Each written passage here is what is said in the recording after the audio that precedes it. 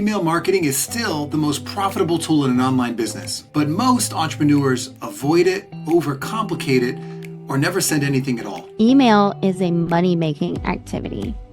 I don't know how else to put it.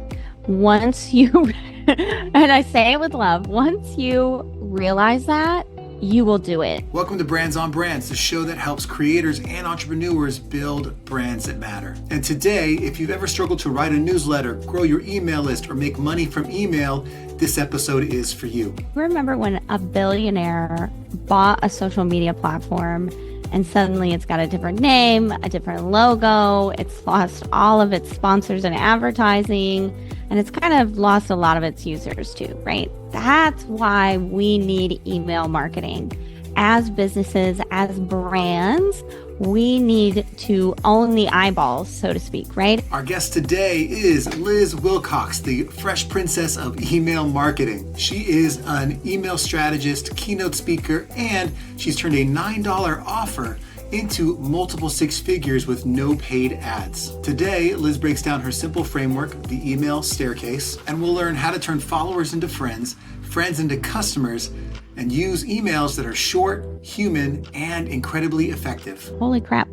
I'm actually really excited, and this might sound kind of, snarky. I'm excited for the backlash of AI. This big world of email does not have to be confusing. So if you want to build your list, earn more revenue, and finally control your audience without relying on algorithms, you're in the right place. Hit like, subscribe to the show, and let's jump into our conversation with Liz Wilcox.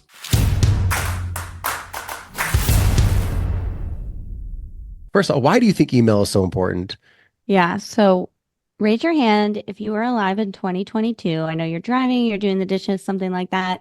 I think you were alive back then. And keep your hand raised if you remember when a billionaire bought a social media platform and suddenly it's got a different name, a different logo, it's lost all of its sponsors and advertising, and it's kind of lost a lot of its users too, right? That's why we need email marketing. As businesses, as brands, we need to own the eyeballs, so to speak, right? If you had built your entire following, your entire audience on that little blue bird that no longer exists, you might be wondering, where the heck are my people now? How can I connect with them? And you have to go searching for them, right?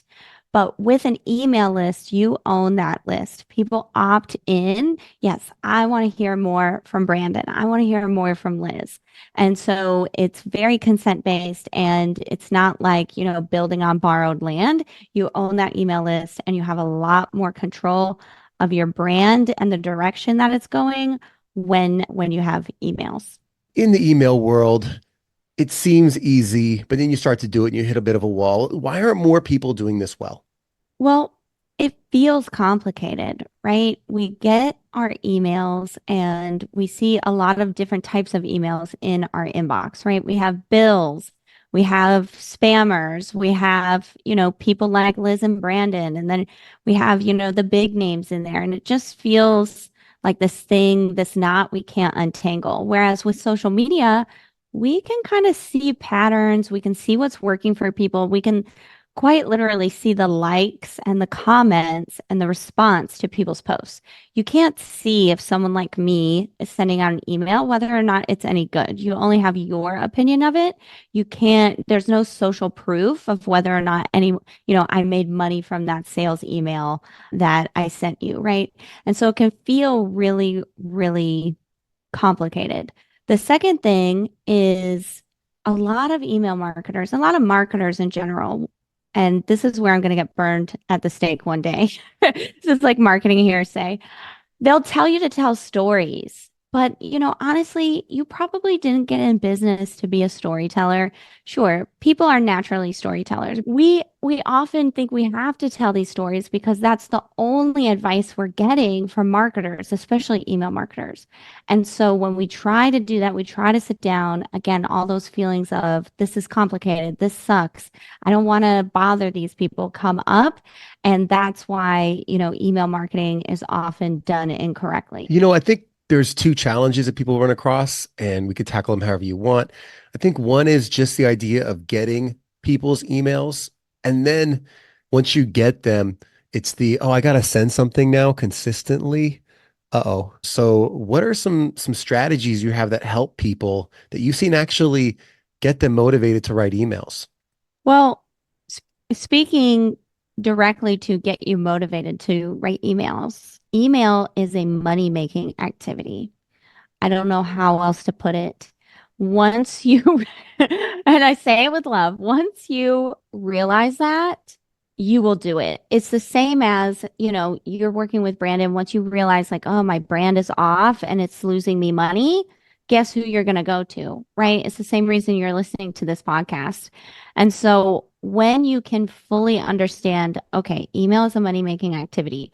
No, maybe it's not going to make me money right now right away. I'm not going to be, this big giant email marketer right away, but you have to start laying the bricks, right? You have to start reaching out to your audience, connecting with them, and then the money will come later. So that's the first part. But what do you put in these emails, to Brandon's point? Well, I teach something called the email staircase. First, you've got a follower, then you turn them into a friend, and then you turn them into a customer. So you've got these followers, you can get them on your list, and we can talk about that in a second. But then you turn them into friends because people buy from people they trust. And if you have an inbox friend, they're going to trust you, they're going to be more apt to buy. So within this framework, when you create a friend in the inbox, you just have to do three things. The first one is stay top of mind. We already talked about that. You've got to be emailing, right? The second thing is show you're invested, right? People want to know that you care about the vision you have, right? My vision for you is you make money with email marketing. I don't care about your podcast. I don't care about your branding. I don't care about anything else. All I care about is your email list, right? That's very clear. I say things like, I just read this book. Here's the synopsis so you don't have to read it, right? Especially with email marketing. Trust me, you don't want to read an email marketing book. They're complicated. Just come to me, right? I bought a new laptop so I can work while I'm traveling without it breaking down. I got a new camera so I can make better videos for you. I got a brand new podcast mic, right? So I sound better, right? All these things. I spent 8 hours working on this course. You might think they don't really care about that stuff, Liz. They came to me for tips and tricks or discounts or whatever, but they do. People will not invest in you if they don't know you are invested in them. So share those things in your newsletters. The second thing is be relatable. I know I didn't say be interesting. Being interesting is when we get into that storytelling mindset and it becomes really complicated. Celebrities are interesting. We're just regular people. So just be relatable. This is things like sharing, after I get off this call or after I email, I've got to go to the airport. I'm going on spring break with my family. That's something incredibly relatable, right? Saying, oh, I just took my dog for a walk before I sat down to email you. My refrigerator broke. Oh, the pool's almost ready for summertime. Just those little itty bitty personal updates that you would tell a friend if you were getting on the phone with them. Oh yeah, just took a dog for a walk. What's up with you? Right? Those little conversation starters are enough to be relatable. If I want people to get on this email list, what are your recommendations for kind of growing your list when you're getting Yeah, started? so the first thing I want you to know is you don't have to stress about paid ads. You can do this organically. I've never run an ad before in my life. I was actually on a call teaching about memberships the other day, and someone what kept like he literally said in front of everyone, "I don't believe you." I, I don't, I've never run a business without running ads. I said, well, welcome to my world, baby.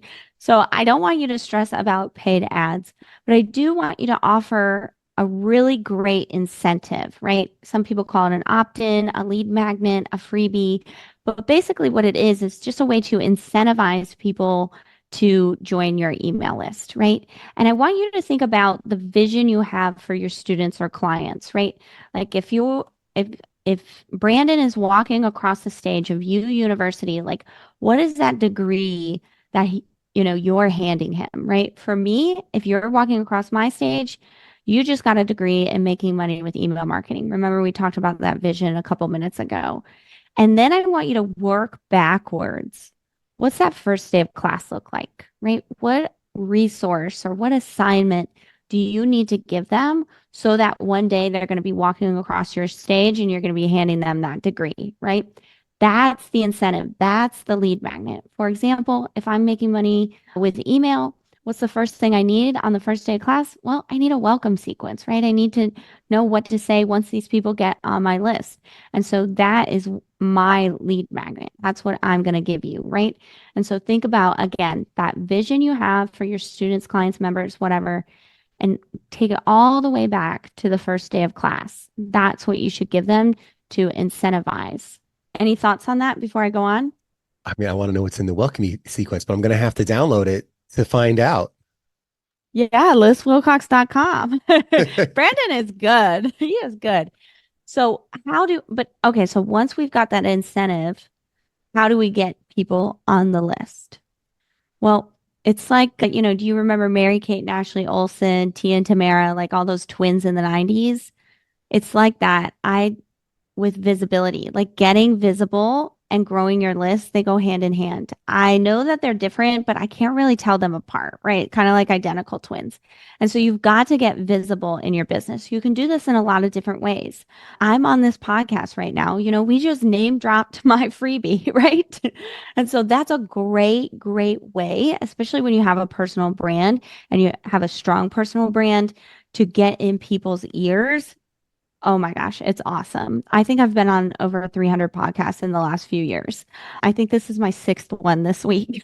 I love podcast guesting, but you might think, oh gosh, that's so cringy. I could never do that. Maybe it's guest blogging. Maybe it's just networking. Hey, Brandon, I know you've got an email list. Can you send them out my freebie? And I'm going to send your freebie out to my list. Things like that are really, really great ways to grow your list. So how did you get on 6 podcasts or whatever this week? I have no idea. I met Brandon at an event. I just am doing a lot of word of mouth. So something that I know about me and my personal brand is if I can get in front of someone, I can make an impression. And so a lot of times when I'm doing, a podcast like this one, I try to do the best job I can do so that Brandon says, hey, I've got a friend, right? And usually I'm so bold as to say, hey, do you have a friend?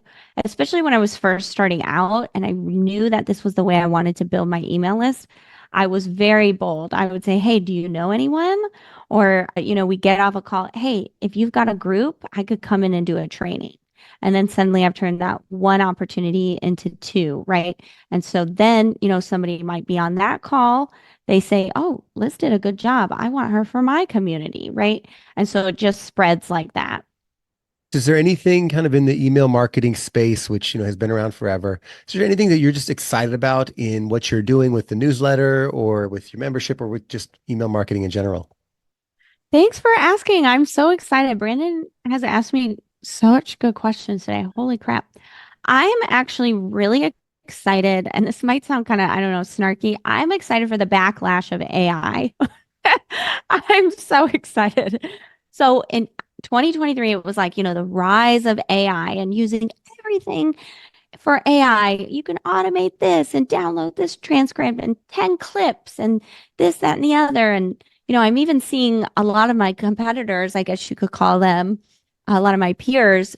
I live in the South. So, there's a line around, there's Chick-fil-A's caused traffic where I live here in Orlando. Okay. Because people love it so much. They love the experience.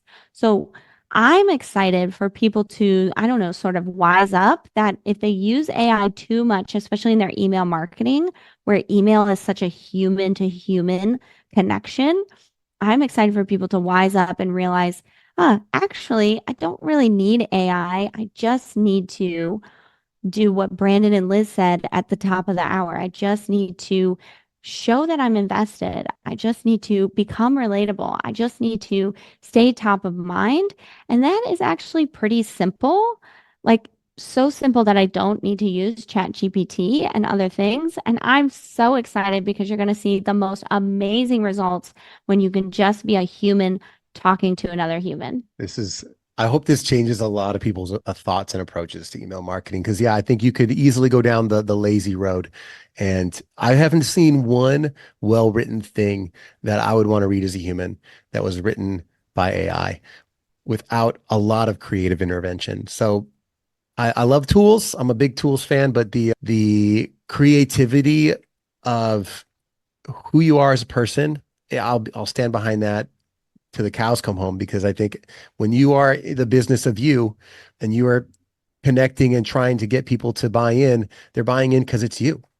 And when you take that away, you suddenly are a commodity. You're no longer what makes you unique and a brand. So couldn't have said it better myself, Liz. I've had so much fun talking to you today.